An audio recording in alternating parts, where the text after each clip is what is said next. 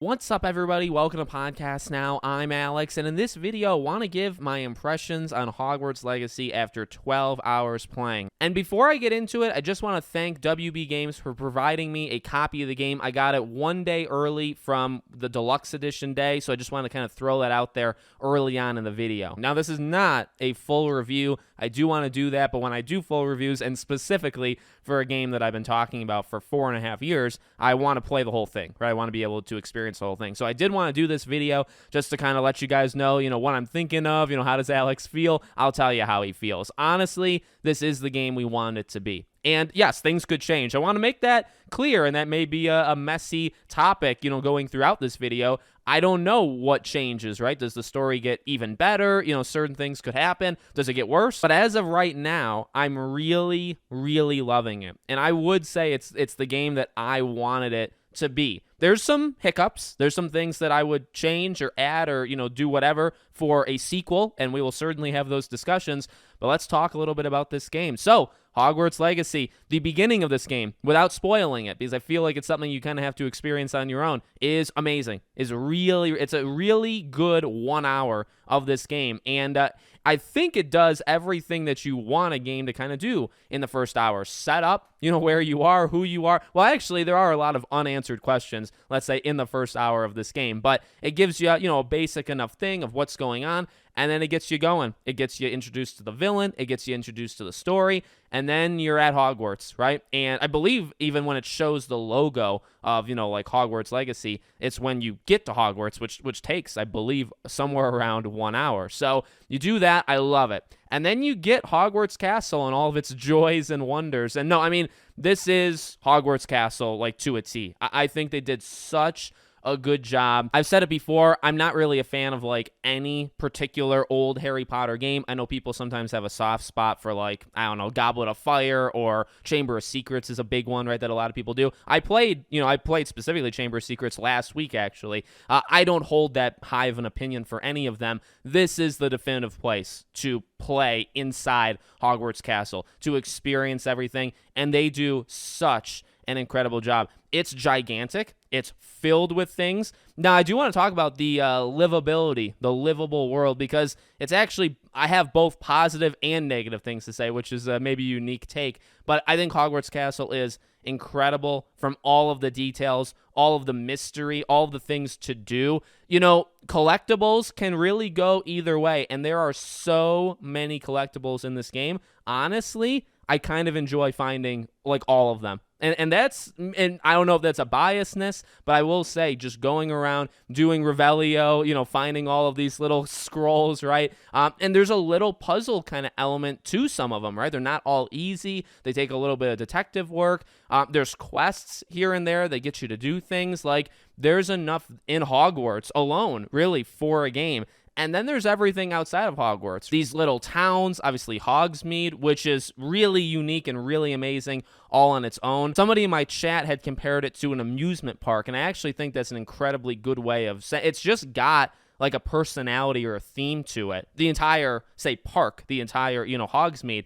And then when you look at every single shop and you go in and you're experiencing it, they each have their little flavor. Like, they're all so unique. Again, that attention to detail and attention to lore, this game absolutely nails. So, long way of saying it, but let me just say it to get it out of the way.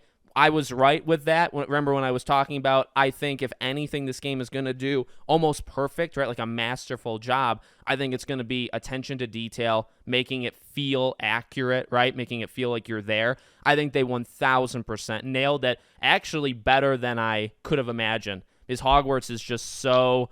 It feels like it's it's hard to actually even put into words. I will say, in terms of the world, if we're starting with that one first, and we will get to like combat and story and characters and stuff, but when it comes to the world, how livable is it? Well, this has always been a personal pet peeve, no pun intended, for me. I like, when in open world games, that's one of kind of my checklist things. I really want the world, unless the point is not to be, like, say, Fallout or something, right? I want it to be lived in. I want it to feel like there's things going on.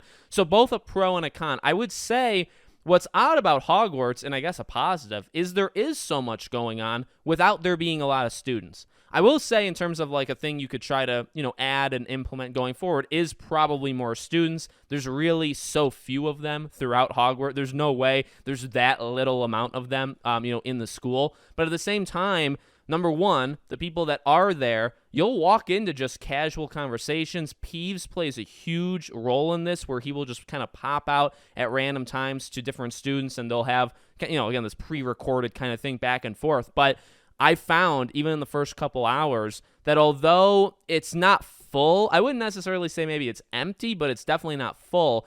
At the same time, and I'm talking about students, I'll actually get to the positive in a second.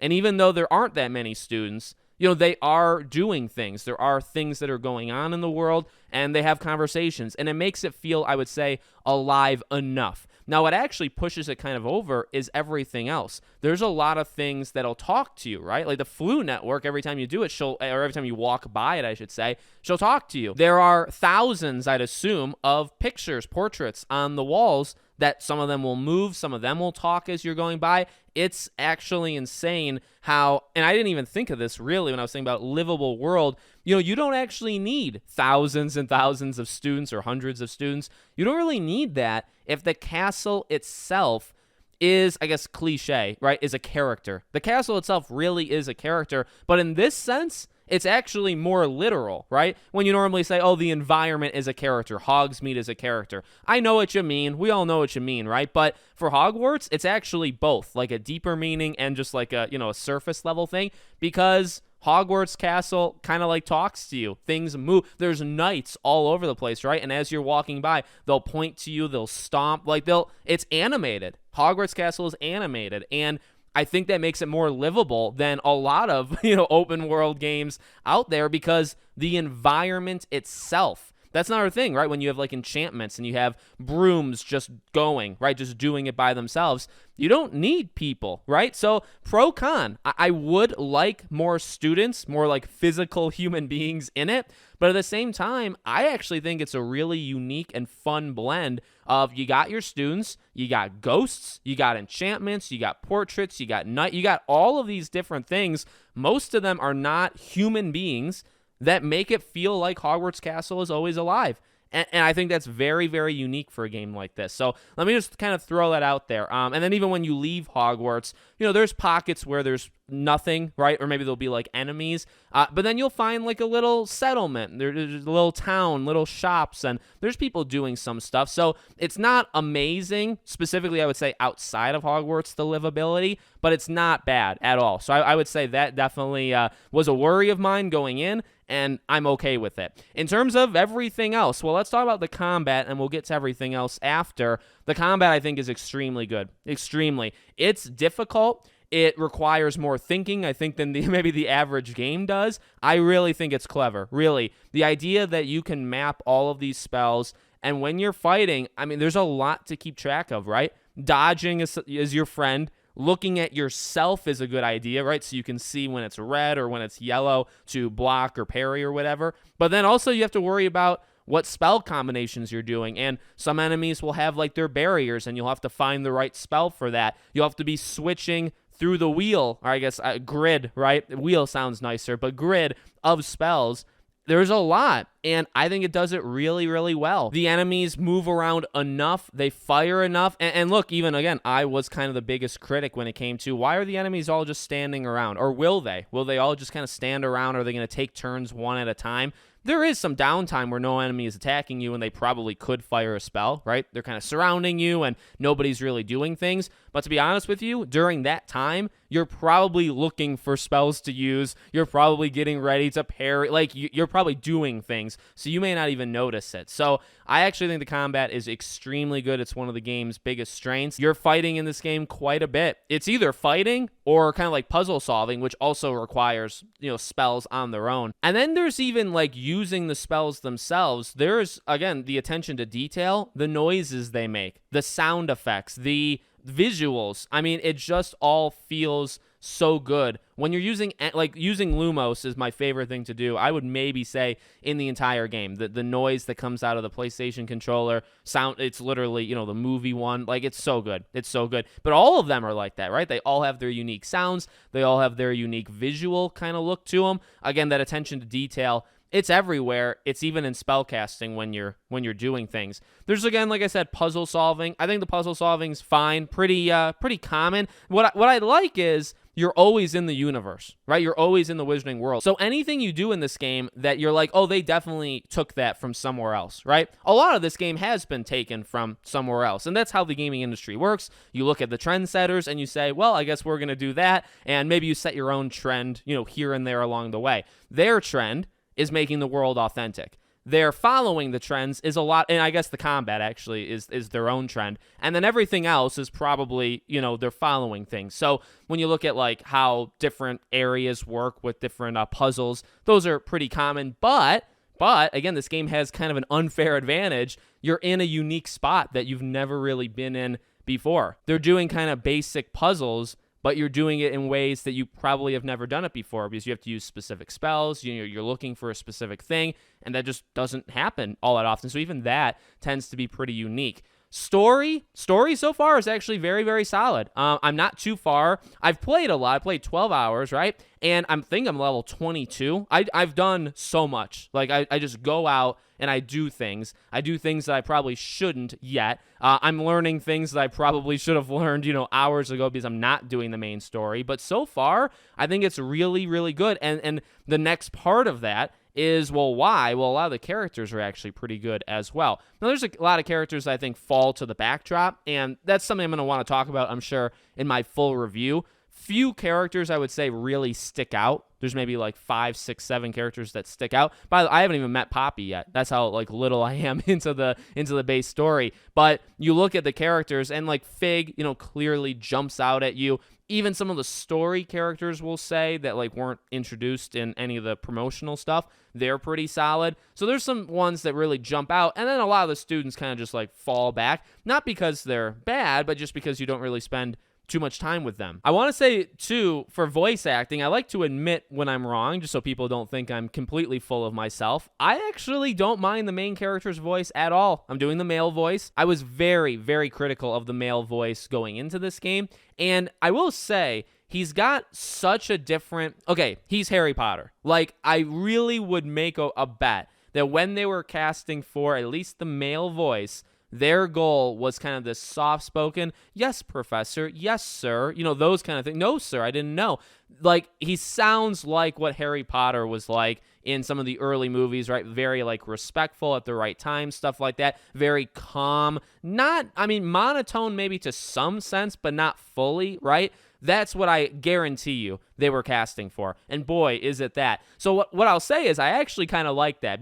But yet again, I like it because does it make me feel like I'm Harry Potter, right? It's the only time I actually even care or even think about Harry Potter, movies or books. I guess maybe when you're going around Hogwarts and stuff. But the game does such a good job of separating itself and making its own, storyline, except for that main character, because he's good, but he reminds me of oh, you sound so different than literally anybody else in this game. You just have kind of a different spunk to you, and I get a Harry Potter vibe. But I do want to kind of throw that out there because I was pretty critical of him, and I really don't mind him at all. There's no, I would say so far, there's no character or dialogue or, things like that really, really drag the game down. So as you can probably tell, like I said in the beginning of the video, I really like it. Some of my biggest complaints you probably can fall under or categorize under, nitpicking. I just talked about the main character's voice, livability. There's some stuff here and there in terms of design of certain puzzles and stuff. It's not incredible, all the way around. But I would say this game is, well, number one, it's far, far more good than it is bad. And I really think this game is what we wanted it to be somehow, even with all the expectations. It's not a sim. I do think you can kind of feel that. Maybe I would say one negative would be the classes so far. I don't know how much into detail. Once you do it kind of once, let's say, right, you have your introduction to classes, then they'll kind of give you quests throughout, the game. And you'll just have to do, not fetch quests, you'll have to, eliminate enemies a certain way. You'll have to find certain potions. You'll have to pop balloons, right, with your broom. You'll have to do kind of like tedious-like things, and then you'll go back to the class. There'll be a cutscene where they're teaching you, and then they'll give you a new spell, or they'll give you a new thing. And that's generally how it works for these classes. I get it. I actually really get it, because I do think it actually makes sense and it works. I would have preferred more. So I would say something like that, but I mean, you can maybe tell, right? These kind of outer lying things that I'm going after with this game, they're not too much of a big deal. Really, this game overall is extremely good. It's the game for sure. If you just want to explore, this is 100% the game. And then I would heavily argue, if you're looking for like an RPG and you have even the smallest interest in the wizarding world, oh, for sure, right? Because I really think the combat is so unique. It doesn't, at least right now, it doesn't get old because you're constantly learning stuff. Enemies are pretty difficult, and I'm playing on normal. I could play on hard, I suppose, next up. But, you know, everything kind of keeps you there. There's enough intrigue with the story. The characters, again, like, there's not too many characters, but what's interesting is, like, they all have a pretty good personality. You'll go to these shop owners, and maybe there's not as many as you would get in, say, like, The Witcher 3 or Red Dead, right? Stuff like that. But at the same time, they have so much personality. The questions you ask, there's not that many questions. They keep it pretty short and sweet, right? I actually really like that element of it, too. The conversations. There's things you can ask characters, right, to expand on. They do not overstay their welcome. You're not sitting there for 6 minutes listening to like a history lesson. You're sitting there for a couple minutes, maybe listening to a history lesson, but not beyond that, not where it becomes frustrating. So I actually think they have learned a lot of lessons from what other open world games have done and try to make it work in their world while also saying, hey, can we cut this? Can we do this slightly different? I think they've done an excellent job. So, but again, to be fair, and I just want to keep this in terms of like an integral thing with me, I'm not done. I'm not done. Characters can go really bad. I could hate the ending. That's a pessimistic point of view. I could think even higher of it, though, right? I could love the story. I could love even more characters, right? So there's more to this game. So again, there will be a full review, but I got to beat the game first. And, so it'll take a little while, but I'll try to make the review as good as it can be so it's kind of worth the wait, let's say, right? So let me know what you guys think in the comments. Make sure you guys are subscribed, bell icon turned on, and I hope to see you all on the next one.